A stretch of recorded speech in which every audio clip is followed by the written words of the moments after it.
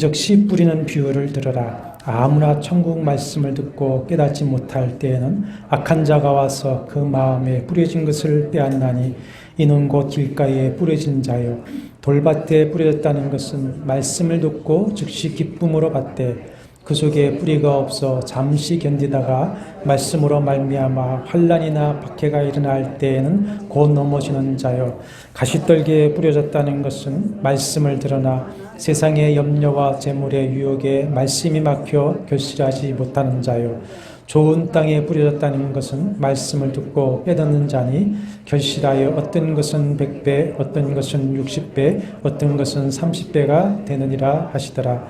예수께서 그들 앞에 또 비유를 들어 이르시되 천국은 좋은 씨를 제밭에 뿌린 사람과 같으니 사람들이 잘 때에 그 원수가 와서 곡식 가운데 가라지를 덧뿌리고 갔더니 싹이 나고 결실할 때에 가라지도 보이거늘 집 주인의 종들이 와서 말하되 주여 밭에 좋은 씨를 뿌리지 아니하였나이까 그런데 가라지가 어디서 생겼나이까 주인이 이르되 원수가 이렇게 하였구나 종들이 말하되 그러면 우리가 가서 이것을 뽑기를 원하시나이까 주인이 이르되 가만두라 가라지를 뽑다가 곡식까지 뽑을까 염려하노라 둘 다 추수 때까지 함께 자라게 두라 추수 때에 내가 추수꾼들에게 말하기를 가라지는 먼저 거두어 불사르게 단으로 묶고 곡식은 모아 내 곡간에 넣어라 하리라.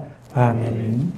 인간은 고래로 눈물, 고통, 가난, 질병, 죽음이 없는 모두가 행복한 유토피아를 고대하며 살아왔습니다. 그러나 그 세계는 결코 인간이 만들 수 있는 세계가 아니죠. 오직 하나님만이 건설할 수 있는 세계, 천국밖에 없습니다. 성경이 계시하는 다시는 사망이 없고 애통하는 것이나 곡하는 것이나 아픈 것이 다시 있지 아니하고 밤도 두려움도 다시는 저주가 없는 하늘나라인 천국, 천당은 우리가 실존한다고 믿습니다. 복음서에 보면 이 천국은 예수 그리스도의 선포와 사역의 중심 주제였습니다. 그의 첫 메시지가 뭐죠? 회개하라, 천국이 가까웠느니라 하셨습니다. 또 천국 복음을 전파하셨다 하셨고 제자들에게도 가면서 전파하여 말하되 천국이 가까이 왔다 하라 하셨습니다. 우리가 복음서를 읽어보면 어떤 곳에서는 천국이라고 말하고 어떤 곳에서는 하나님의 나라라고 했습니다. 마태는 천국이라고 하는 용어를 사용했습니다. 마태복음에는 4번만 하나님의 나라라고 하고 나머지 36번은 천국이라 표현을 했습니다. 반대로 마가와 누가는 천국이란 말은 한 번도 나오지 않고 하나님의 나라라고 했습니다. 마가복음이 14번, 누가복음에는 31번 하나님의 나라 했습니다. 왜 그러냐? 이유는 이렇습니다. 개론에서 공부했듯이 마태복음은 유대인을 주 대상으로 쓴 복음서입니다. 그런데 유대인들은 하나님이라고 하는 단어를 가능한 사용하지 않습니다. 그 이름 자체를 경유했기 때문에 쓸 때에는 붓을 빨아서 여호와라고 하는 이름을 써도 읽을 때에는 주라고 있습니다. 아도나이 주님. 헬라어 번역할 때에도 그것을 주로 번역했습니다. 큐리오스 주로 번역했습니다. 그래서 유대인들이 거부감을 갖지 않도록 천국, 하늘나라 이렇게 용어를 사용했습니다. 그러나 마가와 누가는 이방인을 주 대상으로 썼기 때문에 하나님의 나라 이렇게 기록을 했습니다. 이방인에게 하늘나라보다는 하나님의 나라가 더 지성적으로 받아들여집니다. 왜냐하면 우리가 로마 그리스 신화와 같이 이방인들에게 있어서 이 하늘이라고 하는 것은 어떤 것입니까? 온갖 신들, 귀신들이 가득한 겁니다. 그렇기 때문에 하늘나라 하면은 그 많은 또 신들 중에 하나라고 여길 수 있기 때문에 어떻게 합니까? 하나님의 나라 이렇게 분명하게 용어를 사용해 준 것이죠. 그러면 천국, 하나님의 나라는 어떤 곳일까요? 우리가 천국이라고 번역을 했는데 직역을 하면 하늘 왕국입니다. 왕국, 하늘 왕국. 하나님의 나라 역시도 하나님의 왕국입니다. 하나님의 왕이시고 그 왕의 절대 주권과 법이 통치하시는 왕국, 그것이 천국, 하늘 왕국, 하나님의 나라, 하나님의 왕국입니다. 국가의 3대 요소가 뭐죠? 국토, 국민, 주권입니다. 근데 국토와 국민이 있어도 주권이 없으면 나라가 아니죠. 식민지가 되죠. 중요한 것이 뭡니까? 주권입니다. 주권. 하나님의 나라에서 가장 강한 개념은 뭡니까? 주권입니다. 주권. 왕이신 하나님의 주권적인 통치가 이루어지는 곳, 그것이 하늘 왕국, 하나님의 나라입니다.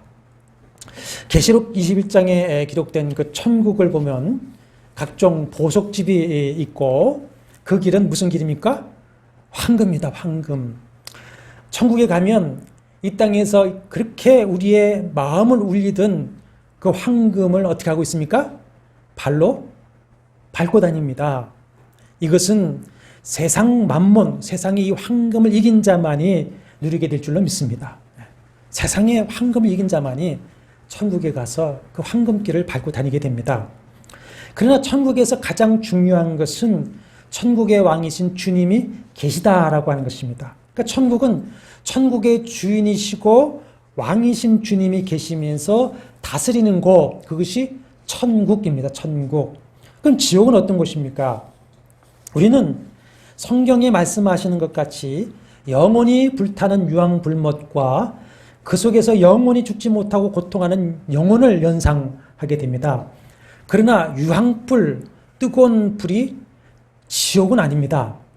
사드락, 메삭, 아벤고가 느부갓네살 왕회에서 7배나 뜨거운 풀무불 속에 던져졌지만 거기에 누가 계셨습니까?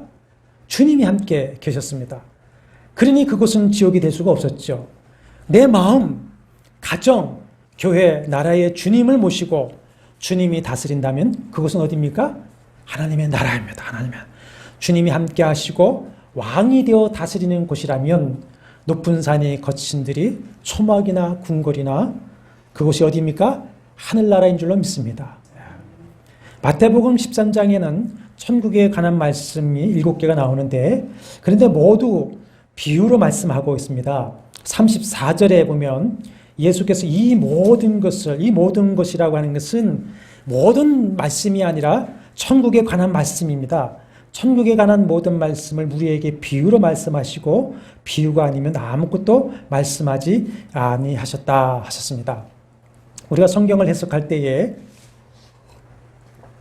우리가 이렇게 해석을 하라고 합니다. 문자적, 문법적, 역사적, 문학적, 신학적 5가지를 고려해서 해석을 해야 된다는 겁니다.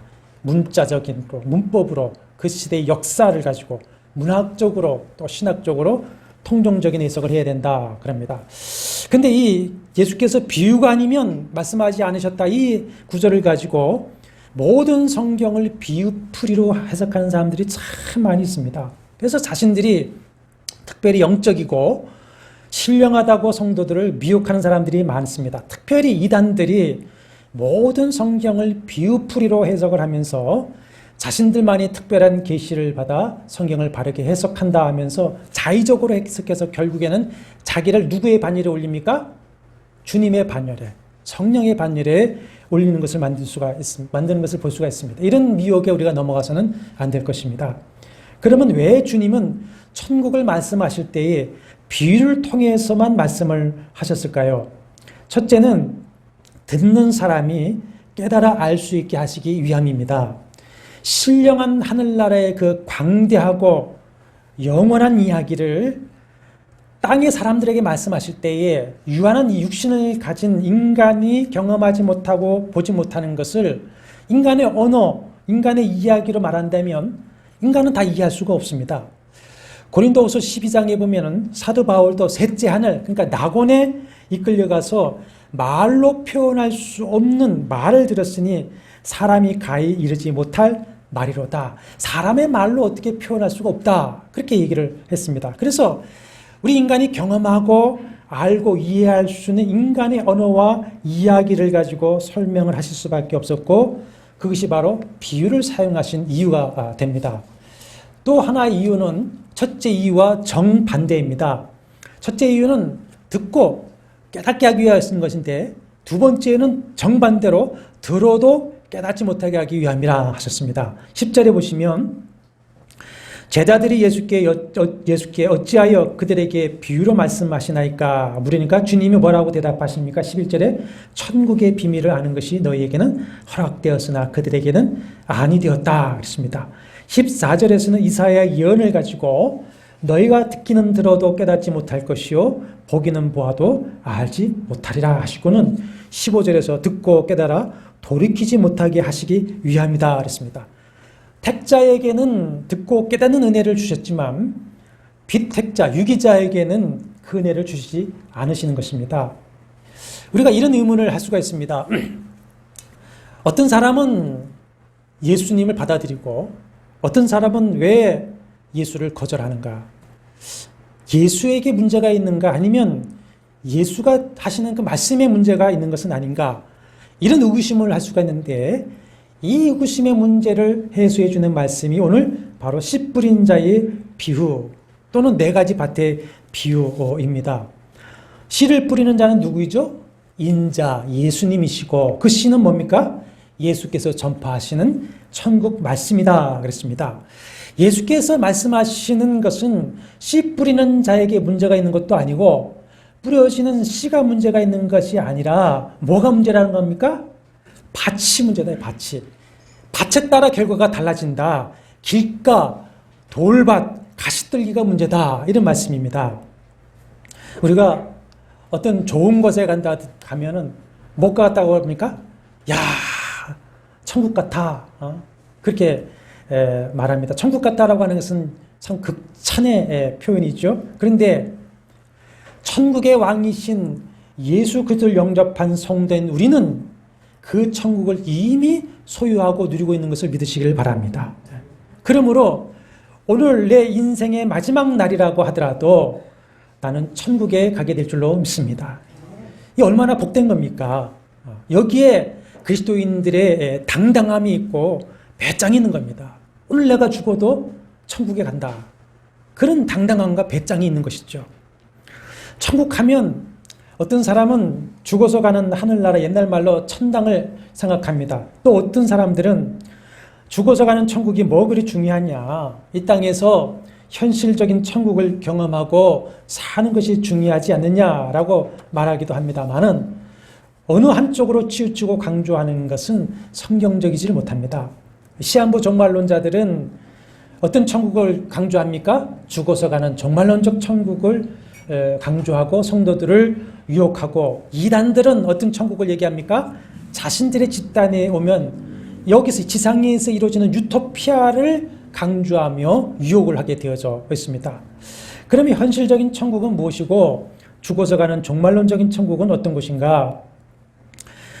여러분 성경을 읽어보면 성경에 계시는 천국 하늘나라에 대해서 아주 사실화처럼 구체적으로 그렇게 계시해 주질 않습니다.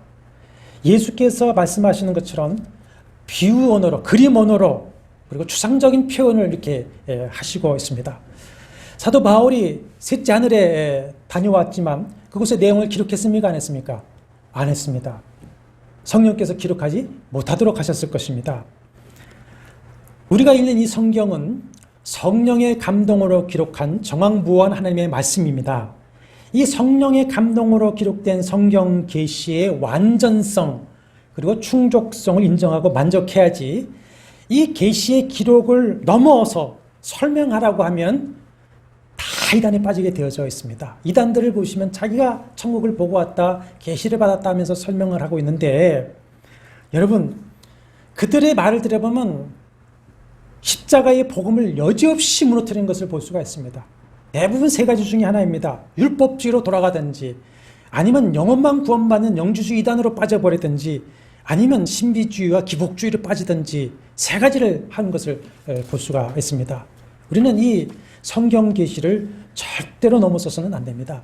사탄이 에덴에서 아담과 하와를 미혹할 때에 그 말씀을 넘어서 미혹했던 것 듯이 성경 계시를 넘어서는 것은 사탄의 미혹입니다.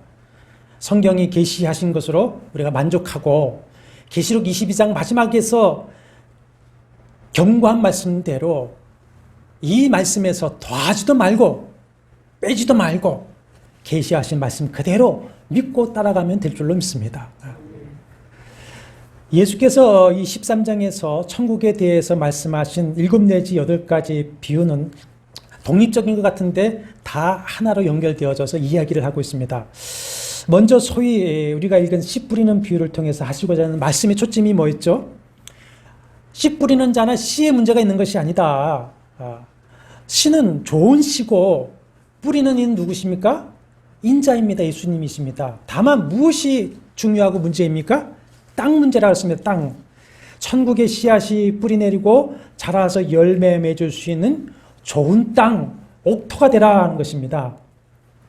천국의 씨를 뿌리는 자인 예수께서 거부당하고 멸시를 받고 그 천국 복음이 도전을 받게 되고 그 천국 복음을 새들이 쪼아먹고 먹기도 하겠고 또 세상 욕망에 가시 떨기 때문에 자라지 못하게 되기도 하겠지만 그 복음을 받아들인 좋은 땅, 옥토에는 그 천국 복음의 씨앗이 자라게 될 것이고 열매를 맺게 될 것이다 하는 것이 이 씨 뿌린 자의 비유의 내용입니다. 오늘 여기 비유에서 보면 땅에 떨어진 씨앗의 4분의 3이 길가 또 돌밭 가시떨기에 떨어져 결실을 맺지 못하고 사라집니다. 그럼에도 불구하고 좋은 땅에 떨어진 씨앗이 몇 배의 열매를 맺습니까? 30배, 60배, 100배의 결실을 맺어서 잃어버린 4분의 3을 채우고도 넉넉히 남아서 또 다른 밭의 씨앗으로 번져 풍성한 결실을 확장하게 되는 것입니다. 그러므로 우리가 살아가는 동안 힘써야 할 것이 뭐냐? 내 마음밭을 어떤 밭으로 만들어야 됩니까? 좋은 밭, 옥토로 만드는데 힘써야 되는 것입니다. 근데 이게 쉽습니까? 쉽지 않습니까? 쉽지 않습니다. 우리 이 마음밭에 그 다음 이제 비유대로 가라지가 끊임없이 뿌려질 것입니다. 내 마음의 세상 것들이 들락거리면서 나도 모르게 내 마음이 길가가 되고 돌짝밭이 되고 세상의 염려, 재물의 욕심, 세상의 쾌락을 때문에 가시떨기처럼 내 마음에 그것들이 자라기 때문에 내 마음밭을 좋은 땅으로 간직하는 것은 결코 쉽지는 않습니다. 그러나 우리가 이 마음밭을 개간하고 옥토로 만들어 갈 때에 말씀의 씨앗, 천국의 씨앗은 말씀이 내 마음에 뿌리를 내리고 자라서 천국의 풍성한 열매를 맺게 되는 것입니다. 그러므로 여러분들이 설교를 들을 때에 말씀이 은혜가 되고 내게 주어지는 말씀으로 들려지며 내 마음에 열매가 맺어진다면 그리고 예배가 행복하고 은혜가 되면 오늘 16절 말씀대로 내게 무슨 은혜가 있느냐? 보고 듣고 깨닫는 은혜가 있다는 것이고 그러면 보고 듣고 깨닫는 은혜가 있다고 한다면 지금 내 마음에 뭐가 있다는 겁니까? 천국이 있고 천국이 자라고 천국이 열매를 맺고 있다고 하는 증거라고 하는 것이죠. 마태복음 13장에 씨앗에 관한 비유가 3가지가 있습니다. 씨 뿌리는 자의 비유가 있고 그 다음에 이제 24절에 가라지 비유가 있고 31절에 무슨 비유가 있습니까? 계자씨 비유가 있습니다. 이 비유들을 하나의 맥락으로 쭉 보면 천국에 관해서 3가지 차원, 과거, 현재, 미래의 그림이 그려지게 되어져 있습니다. 우리가 구원이라고 하는 것은 이스라엘 백성들이 애굽에서 출애굽하고 광야를 지나고 가나안에 들어가는 것으로 비유를 하고 있습니다. 구원의 과거가 있습니다. 또 구원의 현재가 있습니다. 그리고 미래의 구원이 있습니다. 자, 첫째는 뭐가 있습니까? 구원의 과거가 있습니다. 우리가 복음을 받아들이고 예수 그리스도를 믿었다고 하는 것은 사탄의 종노릇함과 죄와 저주와 사망과 지옥 심판에서 구원되고 해방되었다는 것을 말씀하고 있습니다. 그래서 우리가 이제 사탄의 종노릇하면서 하나님의 백성이 되고 하나님의 자녀로 신분 변화가 일어난 것입니다. 우리는 지금 천국 시민권을 가졌죠. 이것이 이미 이루어진 과거의 구원입니다. 둘째는 그럼에도 불구하고 아직 우리는 죄와 사탄이 역사하는 이 세상에 살아가고 있습니다. 우리는 다시 자신의 종으로 끌고 가려고 하는 죄와 사탄과 여전히 영적 전쟁을 할 수밖에 없습니다. 예수 그리스도 안에서 최후 승리가 보장되어 있지만 우리는 하나님의 전신갑주를 무장하고서 두렵고 떨리는 마음으로 영적 싸움을 날마다 하면서 우리의 구원을 이루어가야 합니다. 이것이 현재의 구원입니다. 현재의 구원. 셋째는 개인 종말이 있습니다. 내가 죽는 날 나는 하늘나라 하나님 곁에서 눈을 뜨게 될 것입니다. 또 예수께서 재림하시는 역사적 종말의 날 온전히 구원이 이루어질 것입니다. 완성될 것입니다. 이것이 미래의 구원입니다. 미래의 구원. 자, 천국에서도 하나님의 나라에서도 구원의 세 차원이 이루어집니다. 첫째는 천국의 왕이신 예수 그리스도가 이 땅에 오심과 함께 천국은 이미 이 땅에 임했습니다. 세례 요한이 메시아의 오심을 예언하면서 선포한 말이 뭡니까? 회개하라, 천국이 가까웠느니라 하셨습니다. 예수 그리스도께서도 처음 선포하신 말씀이 뭡니까? 회개하라, 천국이 가까웠느니라. 때가 찼고 하나님의 나라가 가까웠으니 회개하고 복음을 믿어라 하셨습니다. 그러니까 천국 씨앗이 뿌려지는 것이죠. 그래서 우리가 회개하고 복음을 믿을 때에 천국의 씨앗이 우리의 심령에 심겨지는 겁니다. 마음이 심겨지는 겁니다. 근데 주님께서는 그래서 하나님의 나라는 어디 있다고 하셨습니까? 너희 안에 있다고 하셨습니다. 안에. 예수 그리스도를 믿고 영접하면 하나님이시고 천국의 왕이신 그분이 우리 안에 들어오십니다. 그리고 나의 주요 하나님이요 왕이 되십니다. 그러므로 이미 내 안에 뭐가 이루어진 겁니까? 천국이 임한 것이고 천국이 시작된 것이죠. 그러니까 나는 이미 어디에 있습니까? 천국에 있는 겁니다. 아멘입니까? 그렇기 때문에 오늘 내가 혹시 죽는다고 하더라도 우리는 어디서 눈을 뜨게 될 것입니까? 천국에서 눈을 뜨게 될 줄로 믿습니다. 이것이 이미 이루어진 천국, 과거형 천국입니다. 둘째, 천국은 현재 내 안에서 이루어져가고 커져갑니다. 아무리 죄악이 관영한 세상에 살면서 내가 고통과 고난을 당한다 할지라도 이미 내 안에 시작된 이 천국을 아무도 빼앗을 수가 없습니다. 그리고 밭을 개간하여 열매를 키우듯이 우리는 영적 싸움을 하면서 내 마음밭을 개간하여서 날마다 이 천국이 자라게 하고 열매 맺으면서 그 천국을 누리며 살아가야 되는 것입니다. 이것이 현재적 천국이죠. 근데 천국은 아직 완성되지 않았습니다. 예수 그리스도께서 재림하실 때에 천국 하나님 나라는 완성될 것입니다. 그때 우리의 구원은 완성될 것이고 천국의 새 예루살렘이 임하며 그 천국께서 우리는 영원한 안식을 누리게 될 것입니다. 이것이 미래의 천국입니다. 그러면 지금 우리는 어떤 천국에 살고 있죠? 현재적 천국에 살고 있습니다. 현재적 천국. 여기서는 우리가 구원받은 하나님의 천국 백성이면서 동시에 이 세상에서 여전히 고난을 받는 성도로 살아가게 됩니다. 내 마음에 천국이 씨앗이 심겨져서 천국이 자라나고 있지만 동시에 원수 마귀가 뿌린 뭐가 함께 자라고 있습니까? 가라지가 함께 자라면서 나를 아프게 하는 것입니다. 내 안에 천국의 그 거룩함이 있는가 하면 죄의 더러움이 공존하고 있습니다.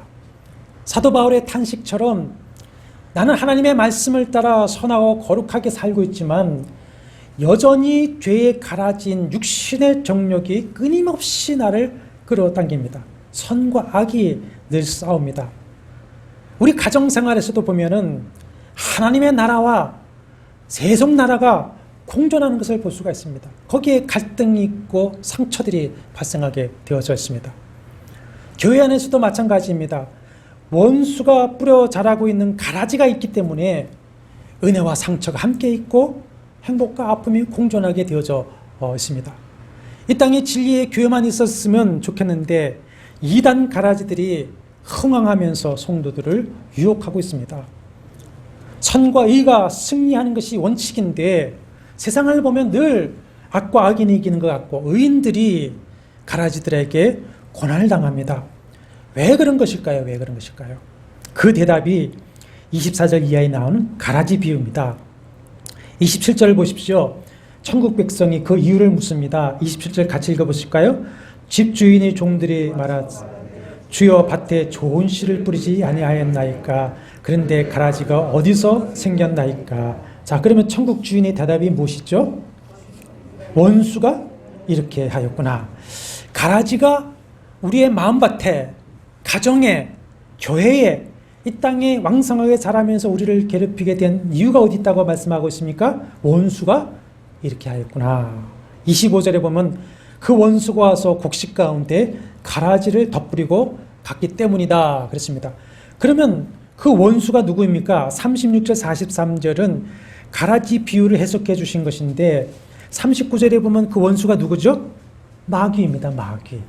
사탄이 뿌리고 간 가라지는 누구입니까? 38절에 가라지는 악한 자의 아들들이요 그랬습니다.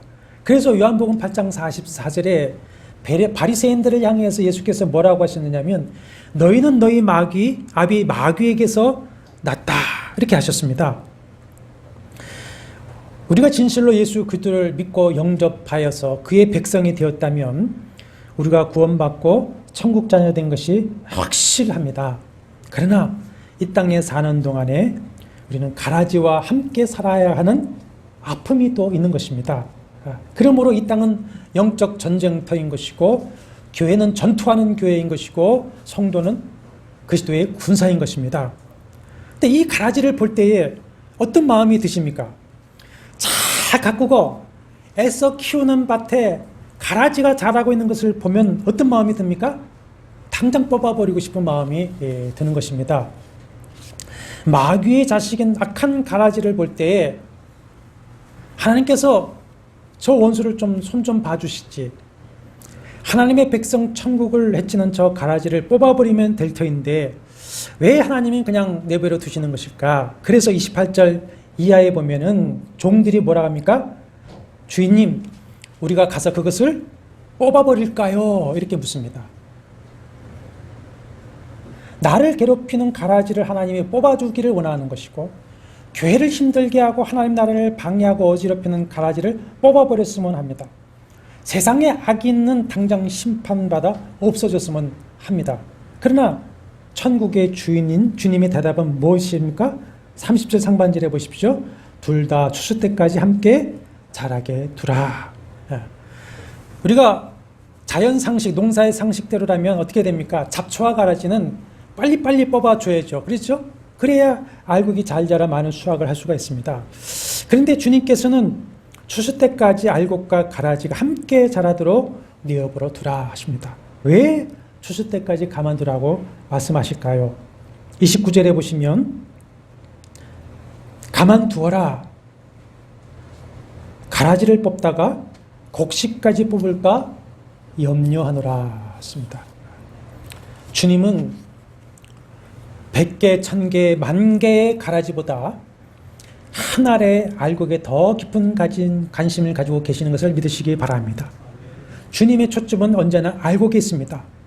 이 부위의 초점은 그 가라지가 어떻게 생겼느냐, 어떻게 처리하느냐가 아니라 알곡을 하나도 잃어버리고 싶지 않다고 하는 하나님의 마음입니다. 하나님의 마음. 하나님께서 우리 마음과 달리 당장 가라지를 뽑아버리지 않으시고 당장 벼락을 쳐서 악인을 멸하시지 않는 또 다른 이유가 있습니다. 하나님은 악과 악인을 만드시지는 않지만 그것조차 선용을 하십니다. 그래서 가라지를 통해서 알곡을 연단할 수가 있다면 그것을 통해서 더 단단하고 물러지지 않는 알곡을 키워나갈 수가 있는 것이죠. 여러분, 가라지가 내 곁에 있다는 것이 좋은 일입니까? 괴롭습니까? 괴롭습니다. 괴롭습니다.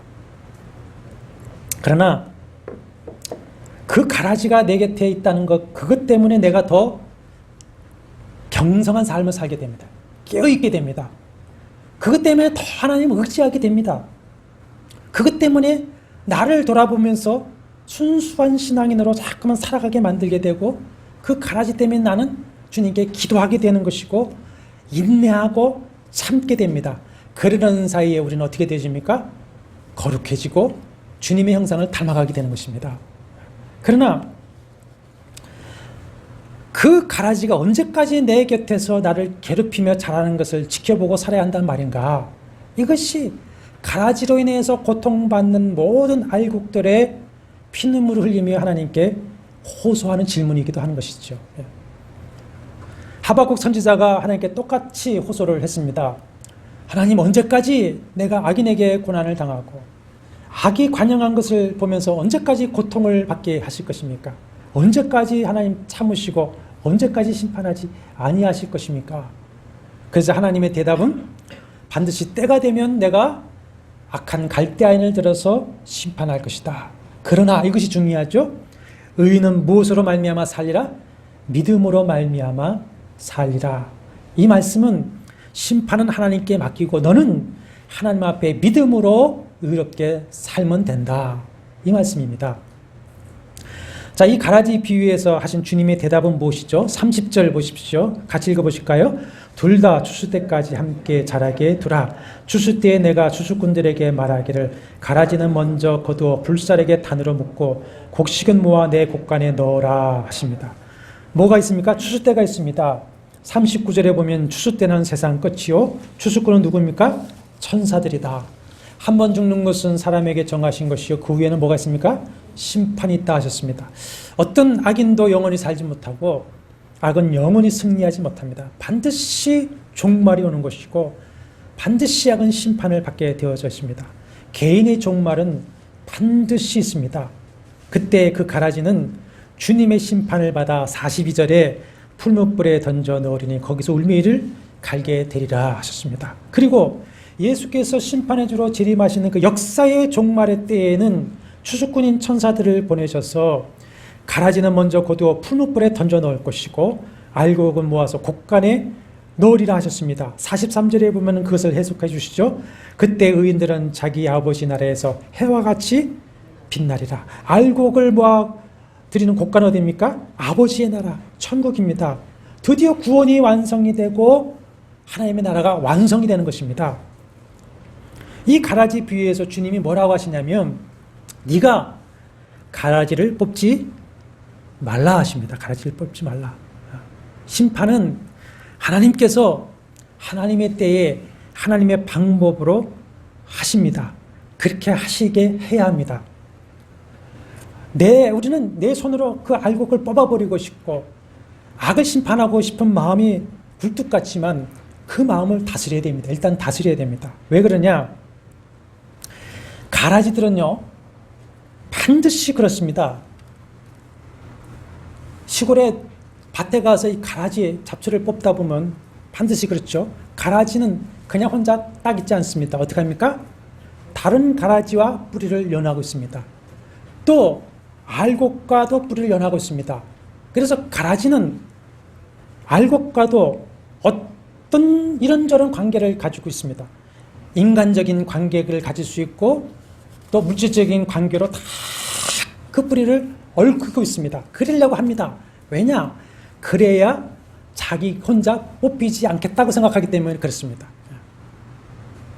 그랬기 때문에 내가 이 가라지를 뽑겠다고 하다가 잘못하면 알곡까지 뽑을 수가 있는 것입니다.